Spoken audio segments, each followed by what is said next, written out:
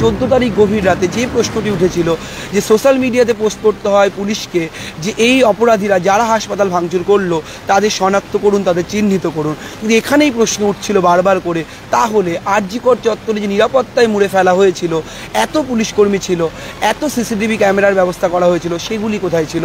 আমরা একদম খুব সংক্ষেপে সেই বিষয়টি দেখানোর চেষ্টা করব। আমি একটু বাইরের দিকে যাব, হাসপাতাল চত্বরের বাইরের দিকে।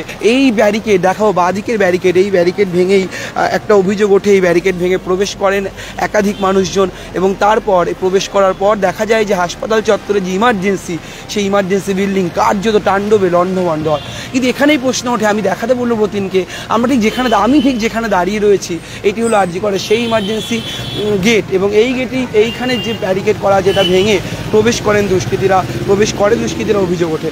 অর্থাৎ যে গেট থেকে দুষ্কৃতীরা প্রবেশ করে সেই গেটের একদম কাছে যদি আমরা একটু জুম করে দেখাই, একদম সিসিটিভি ক্যামেরা তাক করে আছে আমাদের দিকে, অর্থাৎ ইমার্জেন্সি গেটের দিকে।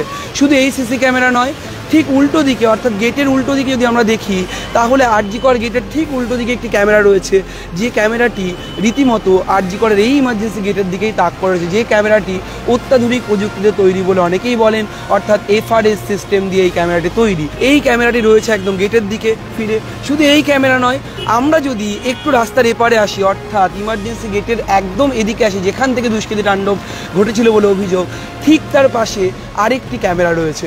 অর্থাৎ আর.জি. কর চত্বরের আশেপাশেই দেখা যাচ্ছে একের পর এক অত্যাধুনিক প্রযুক্তিতে তৈরি সিসি ক্যামেরা রয়েছে।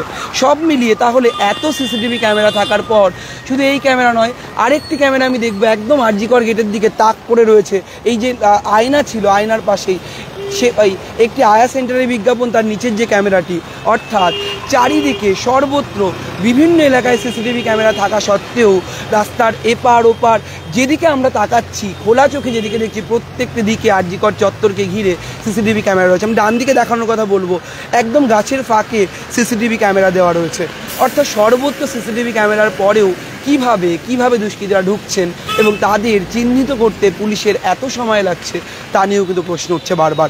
আমি একটুখানি দেখানোর চেষ্টা করব, যে বেলগাছিয়া ব্রিজ যেদিক থেকে বলা হচ্ছে দুষ্কৃতীরা তাণ্ডব চালিয়েছিলেন, অর্থাৎ সেদিকে যদি আমরা একটু এগিয়ে যাই, এই বৃষ্টির মধ্যে যদি আমরা একটু দেখার চেষ্টা করি, খুব সহজেই চোখে পড়ে যে বেলগাছিয়া ব্রিজের দিকে কিন্তু একাধিক সিসিটিভি ক্যামেরা রয়েছে এবং সেই সিসিটিভি ক্যামেরা কি করে দুষ্কৃতীদের শনাক্ত করতে পারলো না? পুলিশ তখন কি করছিল? পুলিশ আদতে সোশ্যাল মিডিয়ার উপর কেন নির্ভরশীল হলো? কেন পুলিশ কমিশনার বারবার বললেন, দুষ্কৃতীদের নিয়ে নানান প্রশ্ন উঠলো, তিনি বিরক্ত হলেন, সংবাদ মাধ্যমকে দোষারোপ করলেন, একাধিক প্রশ্ন কিন্তু তুলব আমরাও। আমি আরেকবার দেখানোর চেষ্টা করব আর.জি. কর চত্বরে ঠিক কী পরিমাণে সিসিটিভি ক্যামেরায় মুড়ে ফেলা হয়েছে। আমরা শ্যামবাজার পাঁচমাথার দিকে যাইনি, কিন্তু আর.জি. কর হাসপাতালে যে গেটকে ঘিরে বারবার রণক্ষেত্র আকার ধারণ করে পরিস্থিতি, সেই গেটের আশেপাশে খুঁজলে দেখা যাচ্ছে প্রায় 4 থেকে 5টি অত্যাধুনিক ক্যামেরা রাখা রয়েছে। সব মিলিয়ে এই যে ব্রিজ, এই ব্রিজের দিক থেকে শুরু করে কলকাতা স্টেশনের রাস্তা, আমার ডান দিকের কলকাতা স্টেশনের রাস্তা, সেদিকেও সিসিটিভি ক্যামেরায় কিন্তু মুড়ে ফেলা রয়েছে সর্বত্র। আমি যদি এদিক থেকেও দেখি, অর্থাৎ ব্রিজ থেকে কেউ আসছে কি যাচ্ছে, এই ক্যামেরা যদি আমরা দেখি পেছনের দিকে, তাহলে দেখা যাবে একদম ওপর করে লাগানো রয়েছে অত্যাধুনিক প্রযুক্তিতে তৈরি সিসিটিভি ক্যামেরা। সব মিলিয়ে কী করে দুষ্কৃতীদের শনাক্ত করা গেল না? এত ক্যামেরা থাকে, তাহলে কি ক্যামেরাগুলো কাজ করছিল না? এই প্রশ্নও কিন্তু উঠছে। ক্যামেরায় বতিন কুণ্ডুর সঙ্গে রমেন দাস, সংবাদ প্রতিদিন .in।